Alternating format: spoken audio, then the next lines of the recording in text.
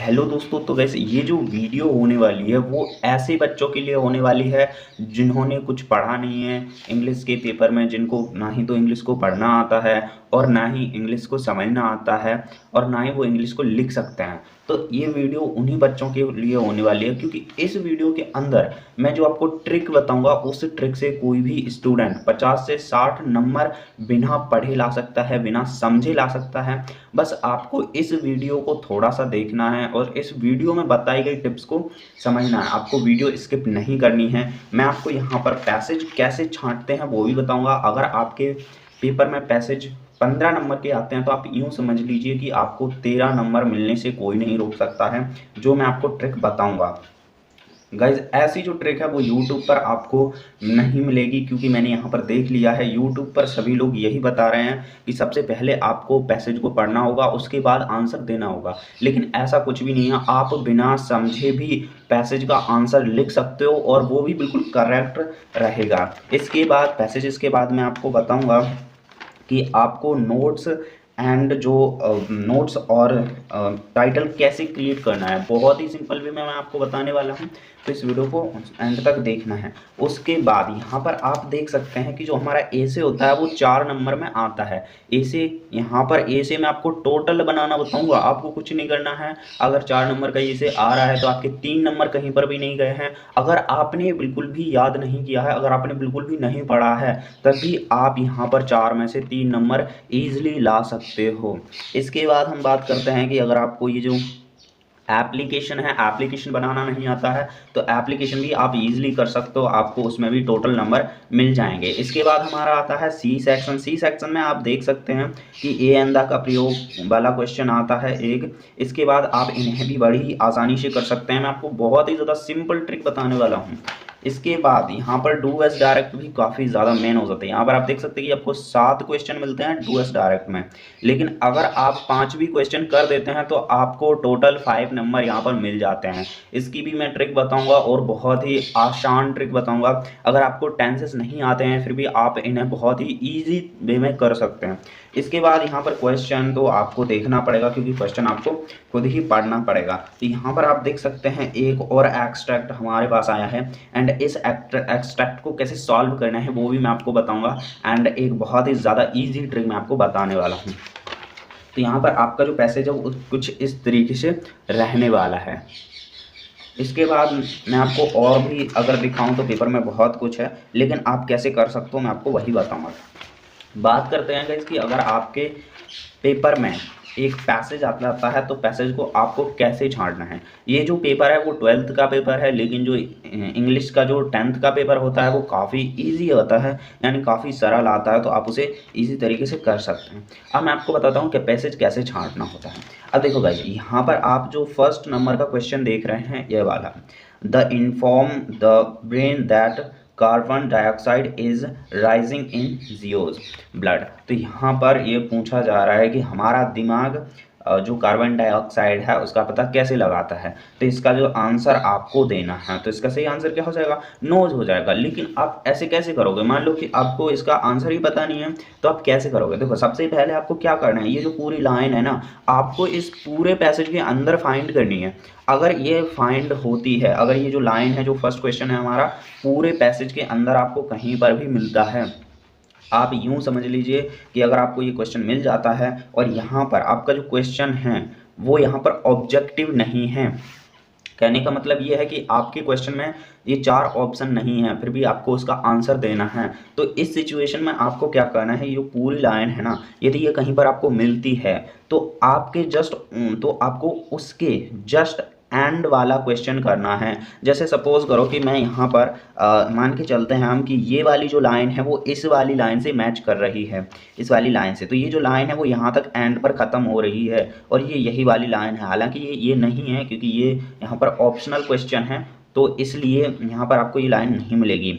लेकिन अगर आपको ये जो लाइन है वो मिल जाती है पैसेज के अंदर, तो आपको इस इस इस क्वेश्चन का जो आंसर है वो यहाँ से स्टार्ट करना है, यहाँ से आपको स्टार्ट करना है और नेक्स्ट लाइन तक आपको स्टार्ट करना है, यानी आपको डॉट तक स्टार्ट करना है, यहाँ से लेकर के यहाँ तक आपको स्टार्ट करना है एंड आपको इसका आंसर मिल जाएगा। इस तरीके से आप आंसर का पता लगा सकते हो। बहुत ही आसान ट्रिक है और ये हर 10th के इंग्लिश पेपर में आते हैं एंड आपको क्वेश्चन ही पूछे जाएंगे। ये बहुत ही आसान ट्रिक है। आपको क्या करना है कि आपको किसी क्वेश्चन को मैच करना है अपने पैसेजेस के अंदर, और पैसेजेस के अंदर यहाँ पर अगर कोई क्वेश्चन मिलता है तो उसके जस्ट बाद की लाइन को आपको उसके आंसर में लिखना है। आप इसे समझ गए हैं।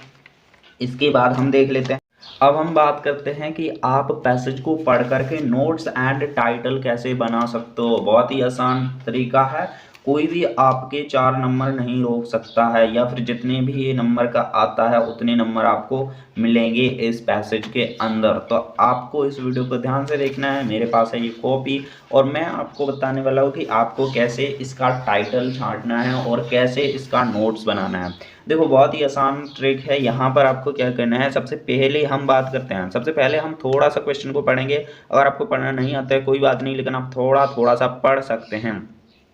तो यहाँ पर हम पढ़ेंगे, the ultimate challenge is to make your mind calm and the ultimate solution is meditation in today's hour every second person recommended meditation to the first, and for a student there can't more powerful technique to improve long-term performance in studies. Calm mind, better retention, better health, focus and concentration are the obvious benefits. You will realize the benefits as your practice includes a journal sense of well-being and happiness and spiritual growth। अब guys इसका title हमें कैसे पता चलेगा, तो यहाँ पर आप देखिए, यहाँ पर इसका जो टाइटल हो जाएगा ना, इसका टाइटल हो जाएगा ये। अगर मैं इसके टाइटल की बात करूँ तो इसका ये जो 3 वर्ड आपको दिख रहे हैं, ये इसका टाइटल हम कह सकते हैं, द अल्टीमेट चैलेंज, ये भी टाइटल हो सकता है। और एक जो चीज़ इसमें ज़्यादा बहुत बार आई है और वो है मेडिटेशन, यानी इसका जो टाइटल हो सकता है वो मेडिटेशन भी हो सकता है और ये भी हो सकता है। आप दोनों में से कोई भी लिख सकते हैं। तो सबसे पहले जो वर्ड ज़्यादा आपको इसमें रिपीटेड वर्ड लग रहा है वही उसका टाइटल हो जाता है। ये चीज़ आपको ध्यान में रखनी है। इसके बाद हम सेकंड बात करते हैं कि आपको इसके नोट्स कैसे बनाने हैं। तो देखो नोट्स में आप क्या करो कि इम्पोर्टेंट सेंटेंसेस को आपको छांटना होता है। जो नोट्स होते हैं ना उनमें आपको एक तरीके से समरी होती है, तो समरी को आपको छांटना होता है पूरे पैसेज के अंदर से। समरी का अर्थ आप जानते ही होंगे कि किसी कहानी का शॉर्ट फॉर्म ही समरी होता है, यानी कि किसी कहानी को कम शब्दों में कह देना ही उसकी समरी कहलाती है। तो इसमें आपको क्या करना है, नोट्स बनाने के लिए आपको इसमें इम्पोर्टेंट सेंटेंसेस को ढूंढना होगा। इम्पोर्टेंट सेंटेंसेस कौन से हैं इसमें, जैसे the ultimate challenge to make your mind, सबसे पहले इसका जो नोट्स हो जाएगा वो फर्स्ट पॉइंट यही हो जाएगा। इसके बाद अगर हम नेक्स्ट बात करें तो इसका आप ये वाला भी दे सकते हैं। वेल आपके में जो आए वो आप दे सकते हैं। आपको इम्पोर्टेंट सेंटेंसेस को छांट करके देना है। वीडियो छोड़ करके कहीं मत जाइएगा, क्योंकि यहाँ पर मैं आपको ऐसे का भी एक बहुत ही मस्त ट्रिक देने वाला हूँ।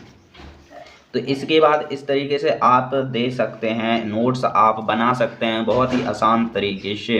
वेल आपने नोट्स बना लिए। इसके बाद यहाँ पर हमारा सेक्शन बी आता है जो कि है राइटिंग स्किल्स। तो यहाँ पर हम सेक्शन बी के अंदर कैसे, तो यहाँ पर आप देख सकते हो कि ए से हमारा आ गया है। यहाँ पर क्या बोल रहा है, right a paragraph in about 120 words on any one of the following topics, यानी कि यहाँ पर हमें एक पैराग्राफ लिखना है इन टॉपिक्स के बारे में, यानी इसे लिखना है हमें। तो हम एक कैसे लिखेंगे, तो यहाँ पर आप देख सकते हैं कि कौन कौन से हमारे पास बताए गए हैं। तो आपको अगर आप 10 में हैं तो आपको वैल्यू ऑफ गेम्स याद रखना है, क्योंकि ये आएगा आपकी परीक्षा में पूछा जाएगा। तो आपको वैल्यू ऑफ गेम्स को याद रखना है। अब हम यहाँ पर मैं आपको वैल्यू ऑफ गेम्स का ही यहाँ पर मैं आपको ऐसे बना करके बता देता हूँ। देखो सबसे पहले आपको नहीं आ रहा है, याद नहीं किया आपने, कोई दिक्कत नहीं है। आपको क्या करना है, सबसे पहले वैल्यू ऑफ गेम्स का यहाँ पर आप क्वेश्चन डाल सकते हो, इसके बाद वैल्यू ऑफ गेम्स आपको डालना है। इस तरीके से आप वैल्यू ऑफ गेम्स, इस तरीके से वैल्यू ऑफ गेम्स आप डाल सकते हैं यहाँ पर, और आप यहाँ पर इस तरीके से लगा सकते हैं क्योंकि आप ये वाला लिख रहे हैं। इसके बाद आपको क्या करना है, आपको अब हेडिंग्स डालना है, आपको डायरेक्ट लिखना स्टार्ट नहीं करना है, हेडिंग्स डालना है। हेडिंग्स कैसे डालोगे, मैं आपको इसी में से आपको हेडिंग्स डालना भी बताऊँगा, आपको और कहीं पर जाने की ज़रूरत नहीं है। तो हेडिंग्स हम कैसे बनाएंगे, सबसे पहले हम यहाँ पर पॉइंट्स बना लेते हैं। हम यहाँ पर एक लाइन छोड़ करके पॉइंट 1 बना लेंगे, फिर हम पॉइंट 2 बना लेंगे, फिर हम पॉइंट 3 बना लेंगे, फिर हम पॉइंट 4 बना लेंगे। क्योंकि आप देख सकते हैं कि जो नंबर है, ये जो क्वेश्चन है वो आपका 4 नंबर का है, तो हमने यहाँ पर क्या किया है, 4 पॉइंट्स बना लिए हैं। इस तरीके से आपको पॉइंट्स को बना लेना है। अब देखो आपको क्या करना है वो मैं आपको बता देता हूँ। सबसे पहला जो पॉइंट्स होता है ना, वो हर किसी को याद होता है, ये आपको याद करने की ज़रूरत ही नहीं है, हर किसी को याद होता है। सबसे पहला और सबसे एंड लास्ट में क्वेश्चन जो हेडिंग्स होती है वो सभी को याद होती है। तो इसमें क्या होता है, इंट्रोडक्शन होता है आपका, तो इंट्रोडक्शन,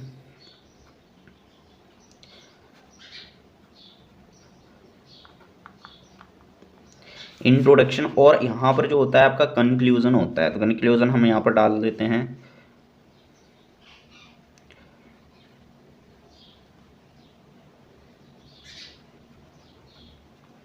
स्पेलिंग मिस्टेक हो सकती है यहाँ पर कंक्लूजन की, वो मुझे सही से याद नहीं है, इसलिए यहाँ पर कंक्लूजन का हमारा जो पॉइंट हो गया ये एक हो गया। इसके बाद ये जो 2 पॉइंट हैं वो हम कहाँ से लाएंगे, 2 पॉइंट लाने के लिए हम इसी का यूज़ करेंगे। देखो जो फर्स्ट पॉइंट है वो क्या करेंगे, हम यहाँ पर जो फर्स्ट पॉइंट है ना, वैल्यू ऑफ गेम्स, यानी कि जो गेम का नाम है ना, जो एसे का नाम है, वही हम थर्ड पॉइंट में डाल देंगे।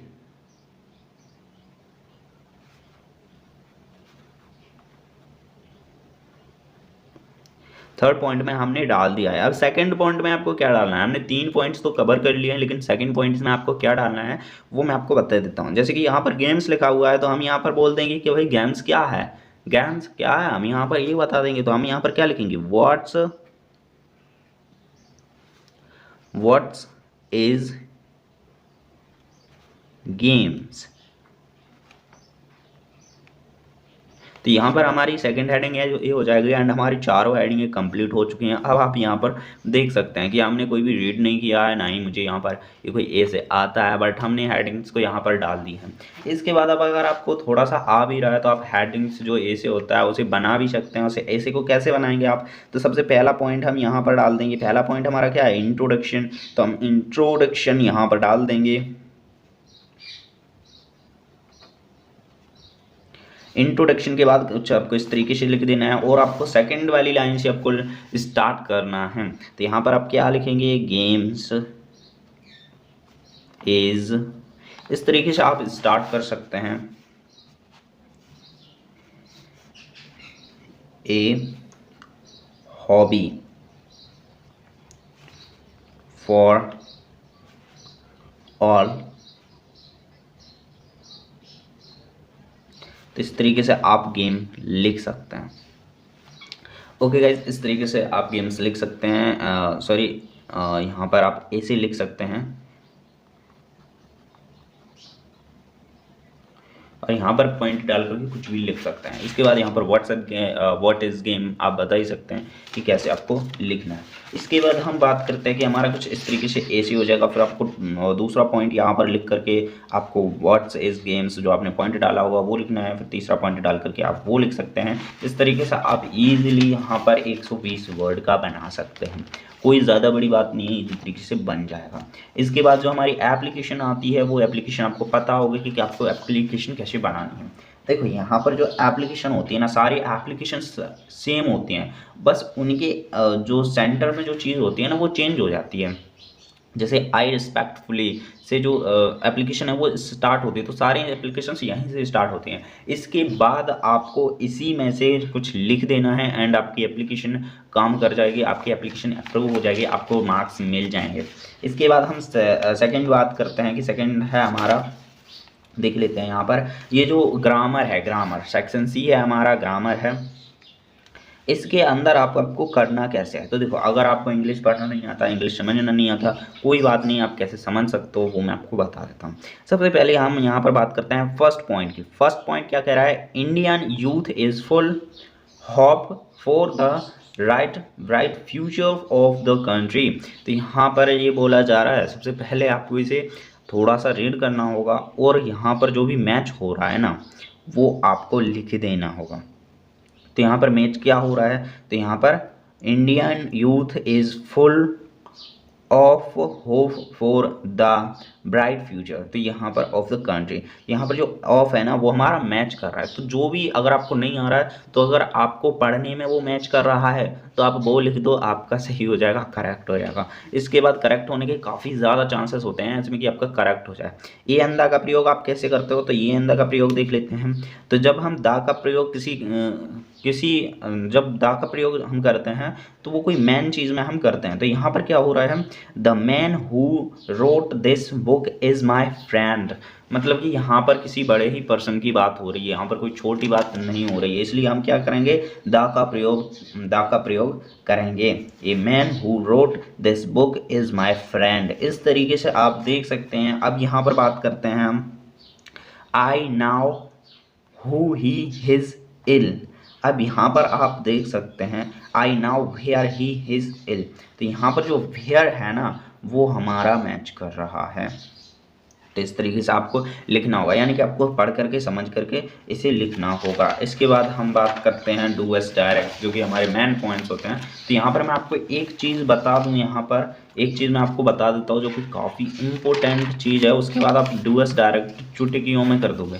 चुटकियों में कैसे, देखो, जब हम किसी प्रेजेंट टेंस को यानी जो वर्तमान टेंस को बोलते हैं तो उसमें इज़ लगाते हैं। यानी तो यहाँ पर हम बात करते हैं, अगर कोई सेंटेंस प्रेजेंट के लिए बोला जा रहा है यानी कि वर्तमान के लिए बोला जा रहा है तो उसमें इज लगाते हैं। अगर कोई सेंटेंस फ्यूचर के लिए बोला जा रहा है तो उसमें हम विल का यूज़ करते हैं। अगर कोई सेंटेंस पास्ट के लिए बोला गया है तो हम उसमें ईडी का यूज़ करते हैं। बस ये आपको समझना है, इसके अलावा आपको कुछ समझने की आपको ज़रूरत नहीं है, आपका सही हो जाएगा। कैसे सही हो जाएगा, मैं आपको एग्जाम्पल के ज़रिए समझा देता हूँ। अब देखो गाइस, यहाँ पर ये आपको चेंज करना होता है। जैसे कि यहाँ पर बोल रहा है री राइट यूजिंग यूजलेस, यानी useless in place of if. यानी यूजलेस को आपको प्लेस इफ़ के जो जो इफ़ की जगह है वहाँ पर प्लेस करना है। जैसे कि you can catch the bus if useless you take a taxi.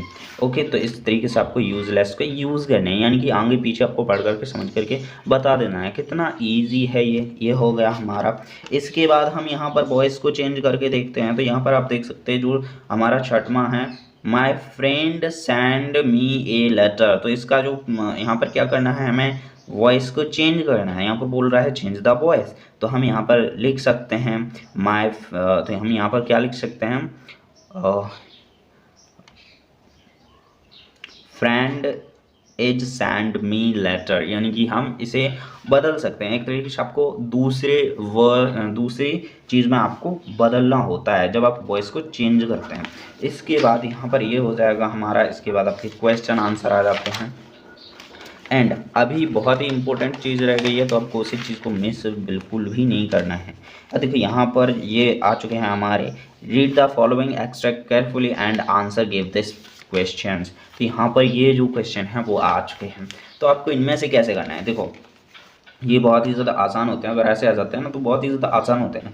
Because ये आसान क्यों होते हैं, क्योंकि आपको ये जो चीज़ होती है ना, जैसे कि जो ऑप्शन, ये आपके पास ऑप्शंस होते हैं, चार ऑप्शंस में से आपको किसी एक का आंसर देना होता है। तो सिंपल सी बात है कि ये जो 2301 है वो आपको कहाँ से मिला है, ये इसी के अंदर होगा। यहाँ पर आप देख सकते हैं कि 2301 यहाँ पर मौजूद है। तो यहाँ पर क्या लिख दिया, 2301 लिख दिया, तो ये क्या हो गया, करेक्ट हो गया। इसके बाद when did Rajkumar Shukla meet Gandhi ji. तो गांधी, तो यहाँ पर राजकुमार शुक्ला गांधी जी से कब मिला था या फिर क्यों मिला था। तो इसका जो सही आंसर हो जाएगा वो कब हो जाएगा हमारा, 1917। तो 1917 कहाँ से आया, यहाँ पर 1917 हमारा आया। इस तरीके से आप इन्हें छांट सकते हो। तो दोस्तों ये आपके एक्सट्रैक्ट हैं, यहाँ पर एक्सट्रैक्ट को आप कर सकते हो इजी वे में। यहाँ पर फिर से आपके extract carefully answer questions given value.